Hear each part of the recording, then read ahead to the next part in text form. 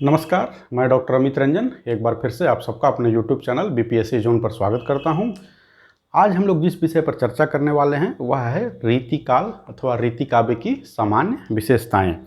रीतिकाल के बारे में जैसा कि हम लोग जानते हैं 1700 से 1900 विक्रमी संवत इसकी समय सीमा है। ये आचार्य रामचंद्र शुक्ल के द्वारा दिया हुआ है और जब हम इसको ईस्वी सन में कन्वर्ट करते हैं तो देखते हैं कि यह वही ऐतिहासिक समय है जब मुगलों का क्या हो रहा था, पतन हो रहा था। मुगल साम्राज्य पतन की ओर अग्रसर थी। अंग्रेज जो है भारत में सत्ता पर काबिज हो रहे थे, केंद्रीय सत्ता का अभाव था। तो स्थिति फिर से वही कभी कमोवेश आ गई थी, कौन सी, आदिकाल वाली, कि केंद्रीय सत्ता का अभाव हो गया और छोटे छोटे राजे रजवाड़े हो गए। पहले आदिकाल में सामंत थे, यहाँ पर राजे रजवाड़े हो गए और ये राजे रजवाड़े जो हैं ये इनको देश की परवाह नहीं रही और ये भोग विलास में क्या हो गए कि रम गए। और इसलिए इस दौर में जो साहित्य रचा गया वह कुछ कुछ इसी तरह के साहित्य की रचना की गई।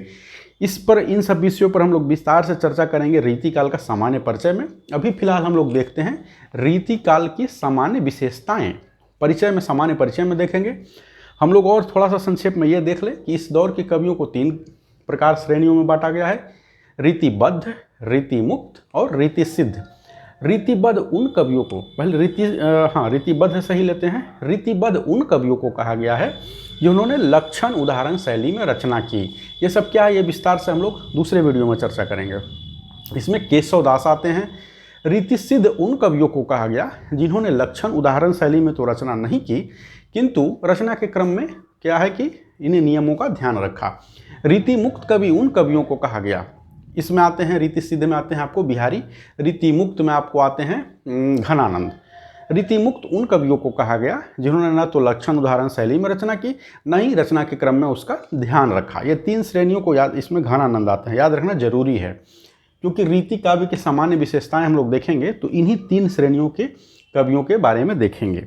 भावगत और शिल्पगत विशेषताएं मैंने अलग अलग टुकड़ों में लिख दिया है, लेकिन दोनों को एक ही में मिलाकर आप लिखेंगे। यह बस याद करने के लिए है कि इससे आपको आसानी से याद हो जाएगा। 5-6 पॉइंट शिल्प वाला जो है, जैसे कि भाषा हुआ, ये सब है, आपको याद रहना चाहिए।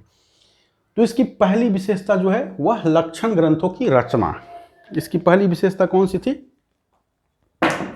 कि लक्षण ग्रंथों की रचना की गई। इस दौर में रीतिकाल में क्या है कि लक्षण ग्रंथों की रचना प्रभुत मात्रा में की गई। इन लक्षण ग्रंथों में क्या था कि इसमें कवि जो होते थे वह मूलतः आचार्य होते थे, शिक्षक हुआ करते थे।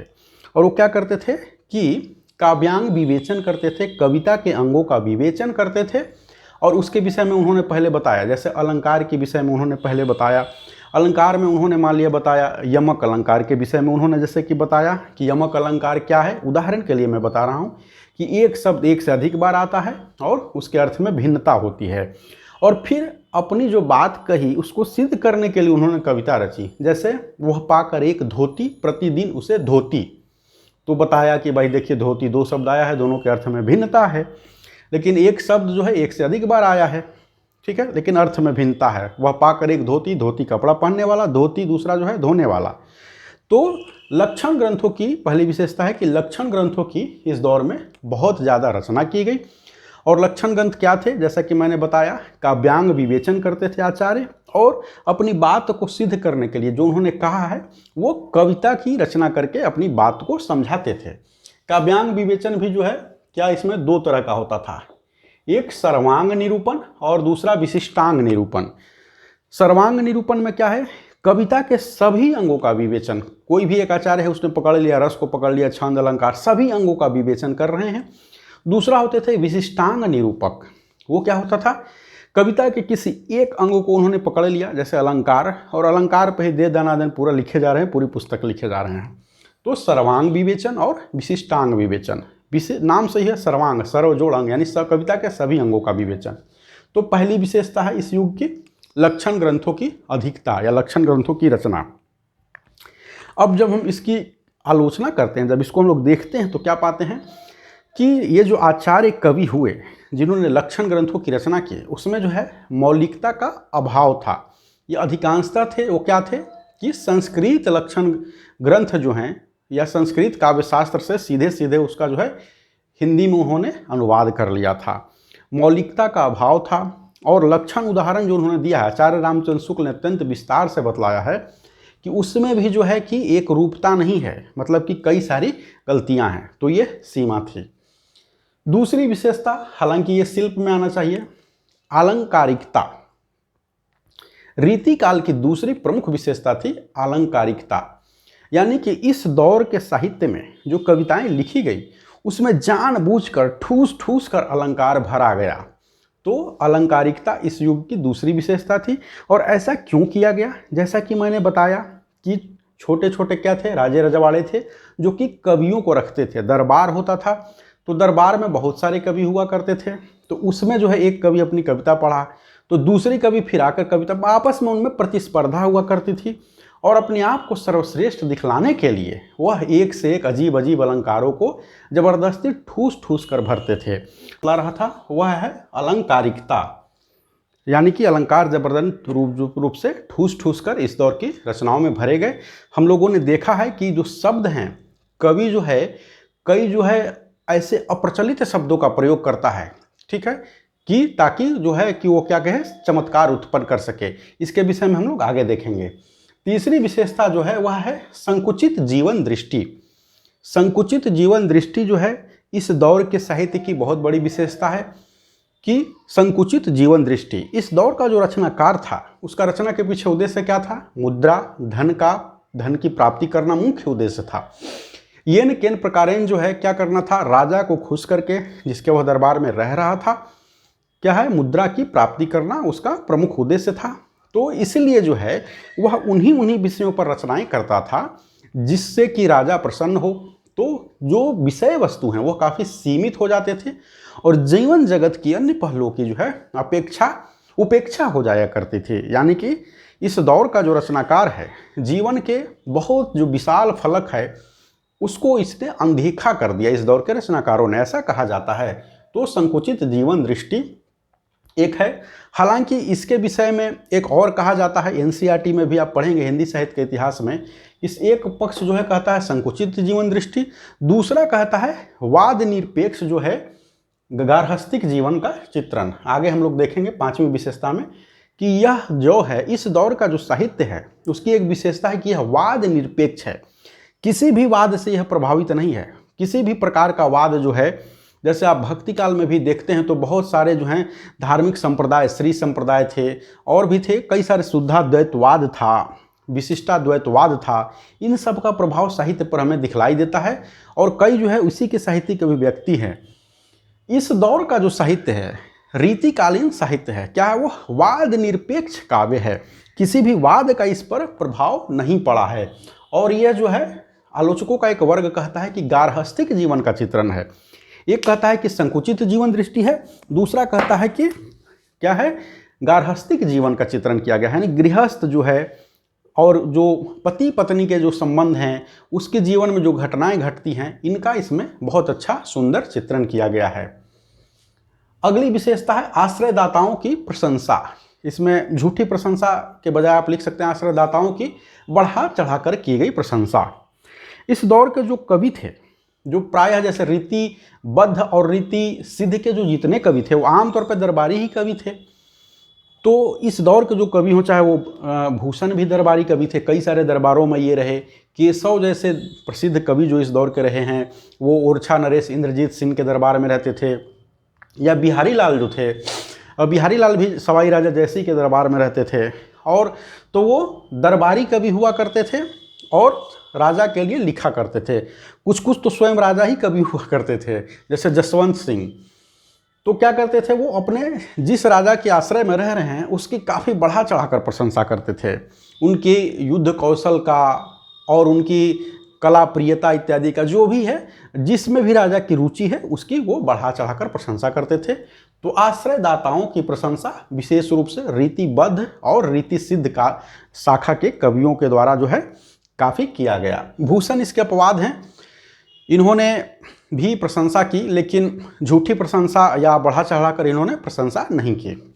आगे जैसा कि मैंने बता दिया है वाद निरपेक्ष काव्य अथवा गार्हस्थ्यिक जीवन का चित्रण। अगला हम लोग देखते हैं कि रीति काल में क्या है। रीति की प्रधानता है, रीति निरूपण है, श्रृंगार की प्रधानता है। लेकिन क्या केवल यही है? तो नहीं, केवल यही नहीं है, इस दौर के साहित्य में जो है भक्ति एवं नीति भी प्रचुर मात्रा में मिलती है।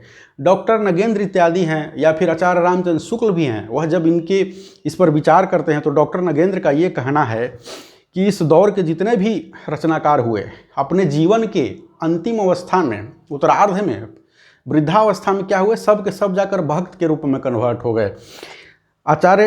नगेंद्र जी का यह कहना था कि पूरी जवानी या यौवन में जो उन्होंने जो कहा उसका भाव है कि क्या किया इन्होंने कि प्रेम श्रृंगार इत्यादि पर रचते रहे तो अंदर से वो खोखले हो जाते थे, तो अंत में उनको भक्ति की शरण में जाना पड़ता था। तो भक्ति परक रचनाएं करते हैं। हम देखते हैं बिहारी लाल जो प्रेम परक करते हैं, उनके यहाँ भी भक्ति की बहुत ज़्यादा रचनाएं, बहुत जो दोहे मिलते हैं। आपको आचार्य केशव दास जो हैं उन्होंने भी लिखा हुआ है रामचंद्रिका। उनका जो प्रबंध काव्य है वो क्या है, राम के ऊपर है, रामचरितमानस जैसा ही है, रामचंद्रिका है। तो इस दौर में भक्ति एवं नीति परक दोहे भी मिलते हैं। वृंद एक प्रमुख उदाहरण है जिन्होंने नीति परक दोहों की रचना की। अब हम लोग आकर अंत में इधर देखेंगे कि प्रेम परक इनकी दृष्टि क्या थे। जैसा कि मैंने बताया कि रीति काल में प्रेम के ऊपर बहुत लिखा गया, तो आखिर प्रेम के प्रति इनका दृष्टिकोण था तो कैसा था, प्रेम को यह किस नज़र से देखते थे।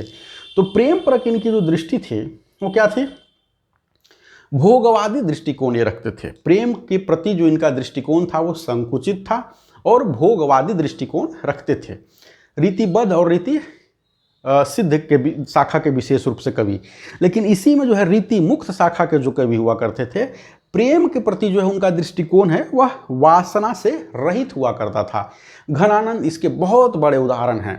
आप घनानंद की कहानी को जानते हैं। सुजान नाम की नर्तकी वेश्या से वो प्रेम करते थे और वो जब भक्त हो गए, सुजान ने उनको धोखा दे दिया। जब वो भक्त हो गए और जब वो लिखते हैं तो सुजान कृष्ण को संबोधित करते हैं, तो सुजान नाम से ही वो किया करते हैं और अपनी प्रेमिका को नहीं भूले। और जब वो लिखते हैं तो आपको वहाँ पर प्रेम का जो है क्या है, एकदम निर्मल स्वरूप नज़र आता है।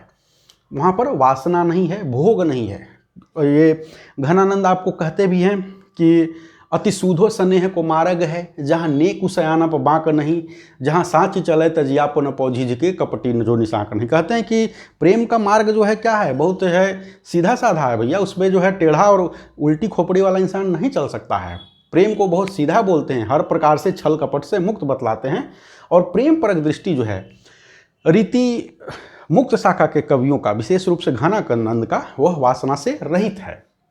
वीर गाथात्मकता भी हमें इस दौर की रचनाओं में मिलती है। भूषण की रचनाओं में हमें मिलती है वीर गाथात्मकता। सौंदर्य दृष्टि जो है, सौंदर्य दृष्टि जो है वह प्रेम दृष्टि से ही मिलती जुलती है। सौंदर्य क्या है, स्थूल दृष्टि है इनका। नारी के स्थूल सौंदर्य का वर्णन करते हैं। नखशिख वर्णन तो हर युग की विशेषता रही है, मतलब आरंभ में नखशिख वर्णन, लेकिन उसमें भी एकदम से ये स्थूल से स्थूल का वर्णन करते हैं वो। और नारी के मांसल सौंदर्य का वर्णन करते हैं। आप देखिएगा कि उसके स्तनों का वर्णन करते हैं, उसके पहाड़ से तुलना करते हैं। ठीक है, बिहारी वगैरह जो है ऐसा काफ़ी उछल कूद उन्होंने किया हुआ है। तो सौंदर्य दृष्टि क्या है, स्थूल है और मांसल सौंदर्य का ये चित्रण करते हैं। नारी के मांसल सौंदर्य का, नारी के प्रति विशेष रूप से मांसल सौंदर्य का चित्रण करते हैं। और इसमें जो है रीति मुक्त वाले भी हैं, बहुत अपवाद नहीं है। आपको घनानंद के यहाँ भी स्थूल सौंदर्य का चित्रण आपको मिल जाएगा। अब नारी परक दृष्टि इनकी क्या है, तो नारी परक दृष्टि इनकी वही है, नारी को ये क्या मान के चलते हैं कि भोग्या मानकर चलते हैं। नारी परक इनकी दृष्टि है कि ये भोग्या उसको मानकर चलते हैं। नारी को बहुत ज़्यादा सम्मान इनके यहाँ प्राप्त नहीं है, बस वह काम के लिए की साधन मात्र है। अच्छा, एक और बात है कि जब मैं यह बता रहा हूँ तो आप जब लिखेंगे तो एक दो उसका उदाहरण के रूप में 5-6 कम से कम इसमें दोहे या 5-6 पंक्तियाँ, 10-12 पंक्तियाँ जरूर डाल दीजिएगा। मैं बस ऐसे ही बतलाते जा रहा हूँ पॉइंट वाइज, लेकिन कुछ पंक्तियाँ इसमें डालिएगा। ठीक है, अगली विशेषता जो है वह है चमत्कार प्रदर्शन अथवा बहुज्ञता। जैसा कि मैंने पहले ही शुरू में बताया था अलंकारिकता में कि ये जो दरबारी कवि हुआ करते थे, बहुत सारे कवि एक ही दरबार में हुआ करते थे। ठीक है, तो राजा की स्थिति इतनी भी अच्छी नहीं थी कि बहुत सारे कवियों को सबको बराबर सम्मान दे, बराबर धन दे। धन पाने की होड़ हुआ करती थी, तो क्या करते थे, चमत्कार का प्रदर्शन करते थे और बहुज्ञता दिखलाते थे। चमत्कार का प्रदर्शन करने के लिए वो अलंकार का प्रयोग करते थे, अजीब अजीब अप्रचलित शब्दों का प्रयोग किया करते थे। अप्रचलित शब्दों का, जिससे सुनकर राजा कहे अरे वाह वाह वाह, दरबारी लोग भी कहे वाह वाह। जैसे कि आपको केशव के यहाँ दिखाई देगा, विस्मय यह गोदावरी अमृतनन को फल देती। तो विष शब्द का उन्होंने प्रयोग जो किया है जल के अर्थ में किया है, जल से भरी यह गोदावरी अमृत का फल देती है। तो अप्रचलित शब्द का प्रयोग हो गया। इन्हीं सब कारणों से जो है उनको कठिन काव्य का प्रेत कहा गया है। ठीक है, तो विस्मय यह गोदावरी, विष का अर्थ जल होता है लेकिन अब अप्रचलित हो चुका है, तो अप्रचलित शब्दों का प्रयोग करके चमत्कार का प्रदर्शन करते थे। अपनी बहुज्ञता यानी बहुत विषयों का ज्ञान एक ही कविता में, एक ही रचना में डालकर वो वहाँ भी बहुज्ञता का प्रदर्शन किया करते थे। बहुज्ञता के लिए बहुत ज़्यादा प्रसिद्ध हैं, वह कौन है? आपको बिहारी लाल बहुत ज़्यादा प्रसिद्ध हैं। बिहारी की बहुज्ञता पर एक लंबा चौड़ा स्वतंत्र रूप से सवाल ही आता है। आपको उनकी रचनाओं में आपको नीति की भी दोहे मिल जाएंगे, नीति के भी विचार मिल जाएंगे। इससे पता चलता है उनको नीति का ज्ञान है। सैन्य जो है कैसे सेना सजाया वगैरह जाता है उसका भी मिल जाएगा आपको उनकी उसमें जो है एस्ट्रोनॉमी इत्यादि का भी जानकारी मिल जाएगा। वह जो एक बहुत ही फेमस प्रसिद्ध पंक्ति इनका जो दोहा है कि वो जिसमें कि नायिका के सौंदर्य का वर्णन करते हैं, केसर आड़ गुरु एक नारी लिह संगे रसमय किए लोचन जगत। ठीक है, पहली पंक्ति मुझे याद नहीं आ रही है। मंगल बिंदु सुरंग केसर आड़ गुरु, और एक और है कुछ उसी में शब्द है, मंगल बिंदु सुरंगु केसर आड़ गुरु एक नारी लिह संगे रसमय किए लोचन जगत। उसमें वो है कि एक स्त्री है, वो यहाँ पर गुरु यहाँ पर यह टीका लगाए हुए है, तिलक लगाए हुए, बिंदी लगाए हुए है, तो नारी के सौंदर्य का भी वर्णन कर रहे हैं। साथ ही साथ वह भी बता रहे हैं कि बृहस्पति और कौन कौन जो 2-3 ग्रह एक साथ में आते हैं तो रसमय की ये लोचन जगत, पूरा संसार में पानी पड़ता है, बहुत ज़्यादा वर्षा होती है। तो बहुज्ञता भी इस दौर की रचना की विशेषताएं हैं, रीतिकाल की विशेषता है बहुज्ञता अथवा चमत्कार प्रदर्शन। आपको 1-2 उदाहरण मैं अब देता जा रहा हूँ, वो देंगे, और लेखक आलोचकों के कोटेशन भी आपको इसमें डालते जाना है। अब हम लोग देखते हैं प्रकृति जो है शुरू से ही क्या है, काव्य की सहचरी रही है। आप आदिकाल में भी देखेंगे प्रकृति नजर आती है, वहाँ भक्ति काल में भी प्रकृति नजर आती है आपको। ठीक है, प्रकृति को छोड़कर कविताएं आपको नहीं मिलेंगी, उसको छोड़कर कविता कर पाना बहुत ज़्यादा संभव नहीं है। किसी काल में ऐसा हो ही नहीं सकता है कि पूरे के पूरे काल में प्रकृति गायब हो। तो रीतिकाल भी उसका अपवाद नहीं था, लेकिन प्रकृति का ट्रीटमेंट हर काल में आपको अलग अलग नजर आएगा। आदिकाल अथवा भक्ति काल का जो कवि है वो प्रकृति को जैसे देखता है, आधुनिक काल का कवि जो है छायावादी कवि है वैसे ही प्रकृति को नहीं देखता है। रीतिकाल का कवि जो है प्रकृति को वैसे ही नहीं देखता है। ठीक है, भक्ति काल में क्या है, मधुवन तुम कत रहत हरे बिरह वियोग श्याम सुंदर को ठाढ़े क्यों न जरे। ठीक है, वहाँ जो है कृष्ण चले गए हैं, गोपियाँ हैं विरह में उनके जल रही हैं और कह रही है मधुवन तुम अभी भी हर ही हो जी, शर्म नहीं आता है तुमको, बिरह वियोग श्याम सुंदर के ठाड़े क्यों नहीं जरे, काहे नहीं जर गया, खड़े खड़े तुमको जल जाना चाहिए था श्याम के वियोग में। एक प्रकृति वहाँ भी है, वहाँ भी प्रकृति आपको भक्ति काल में एक प्रकृति यह भी है कि आपको सूरदास के यहाँ है, आपको लगेगा कि कृषक समाज का वहाँ पर वर्णन किया गया है। गाय हैं, ठीक है, गायों को दुखी दिखलाया गया है। राधा को ही सिर्फ वियोग में नहीं दिखलाया गया है, गायों को दुखी दिखलाया गया है। और यहाँ पर यद्यपि कि वो सुंदरवन को जो है वो वन को मधुवन को डांट रही हैं कि काहे जी तुम बेशर्म की तरह खड़े हो, लेकिन आपको कई जगह मिलेगा कि श्री कृष्ण के वियोग में जमुना है वह दुखी है, गायें दुखी हैं, वृक्ष दुखी हैं। तो एक प्रकृति का ट्रीटमेंट वह है। आदिकाल में भी प्रकृति का ट्रीटमेंट है, हम देखते हैं आधुनिक युग में भी है। छायावाद में हम देखते हैं कि प्रकृति का मानवीकरण किया गया था। छायावाद की प्रकृति की विशेषता तो यही है ना, प्रकृति का मानवीकरण उन्होंने किया था। उतर रही थी आसमान से संध्या सुंदरी परी सी धीरे धीरे धीरे, इसी तरह का है। इसमें प्रकृति को जो है मानव के रूप में दिखलाया गया था, मनुष्य के समान हंसते बोलते खेलते दिखलाया गया है। ठीक है, तो हम लोग यहाँ बात कर रहे हैं रीति काव्य की। रीति काव्य में प्रकृति क्या है कि प्रकृति जो है 2 रूपों में आती है, आलंबन और उद्दीपन रूप में। रीति काल में जो है प्रकृति है उद्दीपन रूप में आती है। उद्दीपन में क्या है कि वो नायक नायिका के काम भावनाओं को उद्दीप्त करती है, या कोई भी जो भावना है उस तरह के उस भावना को उद्दीप्त करने का काम करती है। तो रीति काव्य में प्रकृति उद्दीपन रूप में आती है। आलंबन और उद्दीपन 2 रूप है, ये उद्दीपन रूप में यहाँ पर आती है। आप इसमें से दिखला दीजिएगा कुछ याद करके उसी के कैसे है। आगे हम लोग देखते हैं फिर अंत में शिल्पगत विशेषताओं पर हम लोग देखते हैं। शिल्पगत विशेषताओं में रस, रस में जो है श्रृंगार रस की अधिकता यहाँ पर है, श्रृंगार की अधिकता है यहाँ पर, ठीक है। रीति पूरा का पूरा क्या है, श्रृंगार काल भी इसका नाम रीति काल को दिया गया है क्योंकि यहाँ श्रृंगार रस की अधिकता के कारण। तो श्रृंगार रस की यहाँ पर अधिकता है। रस में 9 रस होते हैं, उसका स्थायी भाव होता है, कोड मैंने बताया था याद करने का, रसो हाक्रो उजू नीवी, ठीक है, उत्साह जुगुप्सा निर्वेद रति शोक हास्य क्रोध। खैर रस में श्रृंगार रस की अधिकता है यहाँ पर। श्रृंगार को वैसे रसराज कहा भी जाता है। श्रृंगार के 2 हैं, संयोग श्रृंगार होता है और वियोग श्रृंगार होता है। संयोग में क्या है, नायक नायिका पति पत्नी जो है एक साथ होते हैं, वियोग में वो अलग होते हैं, ठीक है। तो संयोग श्रृंगार का भी यहाँ पर काफ़ी चित्रण किया गया है। रीति में इसमें रस में, श्रृंगार रस में भी संयोग श्रृंगार का बहुत ज़्यादा चित्रण किया गया है। और यह जो चित्रण है वह रति से भरा हुआ है, रति मतलब सेक्स, उसका काफ़ी वर्णन किया गया है, विशद वर्णन किया गया है आपको। और अश्लील चित्रण भी कहीं कहीं आपको नजर आएगा। संयोग श्रृंगार में वर्णन के क्रम में क्या है कि संयोग के वर्णन के क्रम में वो श्लीलता की सीमा को लांघ जाते हैं। हालांकि साहित्य में श्लीलता अश्लीलता का प्रश्न जो है ये भी बहुत बड़ा टॉपिक है, बहुत बड़ा विवाद का प्रश्न है। कई जो हैं भक्त कवि घोषित कर दिए गए। आचार्य रामचंद्र शुक्ल कहते हैं कि आजकल भक्ति के जो चश्मे हैं बहुत सस्ते हो चुके हैं। आप समझ रहे होंगे कि मेरा इशारा किस ओर है, कि उसको पहन के कोई भी है गंदा से गंदा कवि लिखने वाला है उसको कहते हैं कि भक्त हैं, ठीक है। और भी देखते हैं कि राधो कान्हाई सुमरन को बहानो है, यानी कि सामान्य नायक नायिका का वर्णन कर रहे हैं, राधा कृष्ण के प्रेम का वर्णन का आड़ लेकर जो है सामान्य नायक नायिका का वर्णन कर रहे हैं प्रेम का, और इस क्रम में जो है वो संयोग का वर्णन कर रहे हैं और काफ़ी जो है अश्लील वर्णन किया जा रहा है। इसीलिए तो कहा गया है कि आगे के सुकवि रिझी हैं तो सुकविताई, न तो राधो कान्हाई नाम सुमरन को बहानो है। खैर संयोग श्रृंगार है, श्रृंगार रस की प्रधानता है, उसमें संयोग की है। और रति और वो एक ऐसा है, रति का वर्णन है, अश्लील चित्रण किया गया है। वियोग का भी वर्णन किया गया है। आपको बिहारी लाल के यहाँ वियोग का भी नजर आएगा नायिका वियोग में है, लेकिन वियोग के क्रम में क्या है कि वियोग वर्णन जो है ऊहात्मकता की स्थिति तक चला गया है। ऊहात्मकता क्या होता है, वियोग का ऐसा अतिशयपूर्ण बढ़ा चढ़ाकर किया गया चित्रण जो कि न सिर्फ अविश्वसनीय प्रतीत होता है बल्कि विभत्स भी कभी कभी लगने लगता है, उसको ऊहात्मकता बोलते हैं। तो वियोग का भी वर्णन किया गया है, तो वहाँ ऊहात्मकता के हमें दर्शन होते हैं।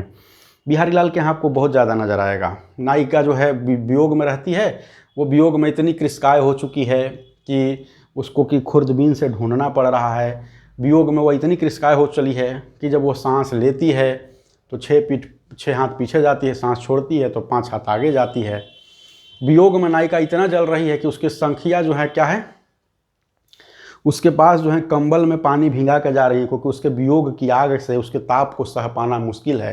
तो यह सारा जो वर्णन है बड़ा ही ऊहात्मक है।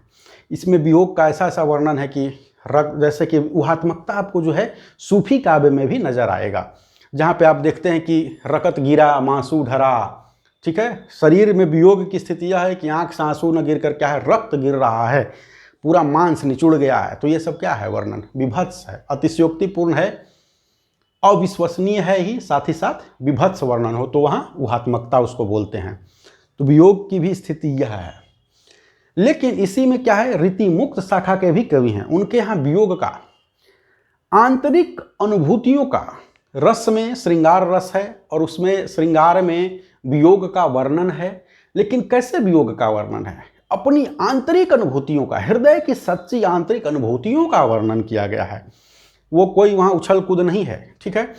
आपको घनानंद के विषय में आचार्य रामचंद्र शुक्ल कहते ही हैं कि जो कुछ भी है यहाँ हृदय के भीतर है, ठीक है, ना तो बाहर उछलना कूदना है। मौन मधी पुकार है, ये कोटेशन कहते हैं। वो क्या उनका वियोग है, मौन मधी, एक मौन हृदय का हाहाकार है, उसकी पुकार है, ठीक है। तो घनानंद के यहाँ वियोग का, सुंदर वियोग का, निश्चल वियोग का आपको वियोग वर्णन का दर्शन होता है। क्योंकि हम जानते हैं घनानंद क्या थे, स्वयं उन्होंने जाके पैर न फटे विवाही सो क्या जाने पीर पराई वाली स्थिति थी। यानी कि वह खुद भुक्त भोगी थे, खुद वो जो थे वियोगी थे। जिस नर्तकी के चलते, सुजान नर्तकी की वजह से मोहम्मद शाह रंगीले के दरबार में जब मीर मुंशी थे और उनको उसी वजह की नर्तकी की वजह से भगा दिया गया, ठीक है। और जब वो नर्तकी के पास गए कि चलो मेरे साथ, तो उसने पहचानने से इनकार कर दिया था। तो ये वियोग में पड़ गए थे। तो वियोग का वर्णन ये करते हैं, जब कृष्ण से भी अपने बिछोह का जब ये वर्णन कर रहे होते हैं तो कहीं ना कहीं वो हमको क्या है, उस सुजान के वियोग के भी दर्शन हमें नजर आते हैं। तो रस में श्रृंगार रस की प्रधानता है, संयोग की ज़्यादा प्रधानता है, और संयोग का स्वरूप क्या है कि रति और अश्लील चित्रण है। वियोग में उहात्मकता की स्थिति है। और लेकिन रीति मुक्त शाखा के जो कवि हैं जैसे घनानंद, उनके यहाँ वियोग जो है निश्चल है, पवित्र है, और क्या है एकदम से कि हृदय की आंतरिक अनुभूतियों का चित्रण है। अब हम लोग देखते हैं शैली। तो इस दौर में मूलतः क्या है, मुक्तक लिखे गए। इस दौर में मूलतः मुक्तक लिखे गए, दोहा लिखा गया, कवित्त और सवैया का प्रयोग किया गया। ऐसा नहीं है कि इस दौर में प्रबंध काव्य नहीं लिखे गए, लेकिन मुक्तकों की बहुत ज़्यादा अधिकता थी। बिहारी सतसई भी क्या है 714, कहीं 718 मिलता है, दोहों का संकलन है, यानी मात्र 1400, अगर 18 मान के चले तो 1436 लाइन लिख के बिहारी अमर हो गए। तो शैली में क्या है, मुक्तक शैली है। प्रबंध काव्य इनके यहाँ बहुत कम है, हालांकि प्रबंध काव्य मिलता है। अभी कुछ देर पहले ही मैंने क्या बताया था आपको, इनका बताया था केशव दास का बताया था रामचंद्रिका, वो प्रबंध काव्य ही है। रामचरितमानस के तर्ज पर उसी के टक्कर में उन्होंने लिखने का प्रयास किया था रामचंद्रिका, लेकिन वही अजीब अजीब शब्दों के प्रयोग के कारण वो बहुत ज़्यादा सफल नहीं हुए, लोकप्रिय नहीं हो पाए थे। तो प्रबंध काव्य भी लिखे गए, लेकिन मुक्तक की अधिकता है, कवित्त और सवैयों का प्रयोग किया गया है। भाषा में क्या है, भाषा का प्रयोग जो है ब्रज भाषा का प्रयोग किया गया। वैसे तो ब्रज बोली है हिंदी की, लेकिन ब्रज भाषा का प्रयोग किया गया। हम लोग क्या देखते हैं, रीति काल से पहले भक्ति काल था, भक्ति काल में भी ब्रज भाषा का प्रयोग किया गया है। 4 शाखाएं थी वहाँ, सगुण निर्गुण था, फिर उसका 2 भाग था, सगुण का रामाश्रय कृष्णाश्रय, निर्गुण का क्या है आपको ज्ञान मार्गी और प्रेम मार्गी। तो हम लोग कहाँ देखते हैं ब्रज भाषा का प्रयोग कहाँ किया गया है, वहाँ पर आप उसका जवाब दीजिएगा। कृष्णाश्रयी शाखा में ब्रज भाषा का प्रयोग वहाँ पर किया गया है। कृष्ण भक्ति काव्य के जो भी थे रचनाकार थे वो ब्रज में रचनाएं करते थे। तुलसीदास भी अपनी कुछ रचनाएं जैसे कवितावली इत्यादि ब्रज में करते हैं। लेकिन रीति काल तक आते आते क्या स्थिति हुई कि ब्रज कविता की एकमात्र भाषा बन गई। पहले ब्रज अवधि में संघर्ष चल रहा था, टक्कर चल रहा था, अवधि का कहीं ना कहीं अपर हैंड था भक्ति काल तक। रीति काल तक आते आते ब्रज जो है कविता की एकमात्र भाषा बनकर रह गई। इसके साथ ही साथ जो है ब्रज जो है न सिर्फ हिंदी पट्टी का, ब्रजमंडल तो छोड़ ही दीजिए, ब्रजमंडल से तो ये कहीं आगे निकल गई और पूरे हिंदी पट्टी की काव्य भाषा बन गई, बल्कि इससे प्रभावित होकर हिंदी पट्टी से जो अभी हम लोग जानते हैं 9 या 10 राज्य हैं इसमें, जो हिंदी वाला जो बेल्ट है उसी को हिंदी पट्टी कहते हैं। तो न सिर्फ ब्रज क्षेत्र की अब ब्रज भाषा बन गई काव्य भाषा, बल्कि हिंदी पट्टी की भी बन गई, बल्कि इससे भी क्या है कि हिंदी पट्टी से बाहर के भी जो कवि थे वो ब्रज सीख के ब्रज भाषा में कविता करने लगे। हम लोग देखते हैं 20वीं शताब्दी तक ब्रज भाषा के कवि मिलते हैं, वैसे अवधि के भी मिलते हैं। तो ब्रज भाषा क्या थी, ब्रज थी इस दौर के साहित्यकारों की, और ब्रज को जो है रीतिकाल के कवियों ने जो है क्या है सर्वोच्चता पर बैठा दिया, एकदम से शिखर पर बिठा दिया। तो यह जो है रीतिकाल की सामान्य विशेषताएं थी, रीति काव्य की विशेषताएं थी। इसमें मैंने आपको 15 विशेषताएं बतलाई। इस वीडियो में इतना ही। अगले वीडियो हम लोग रीतिकाल का सामान्य परिचय देखेंगे, और जो है 66वीं बीपीएससी मुख्य परीक्षा के जो सवाल आए हैं, प्रश्न पत्र आया है, हम लोग उस पर संक्षेप में चर्चा करेंगे। इस वीडियो में इतना ही। धन्यवाद।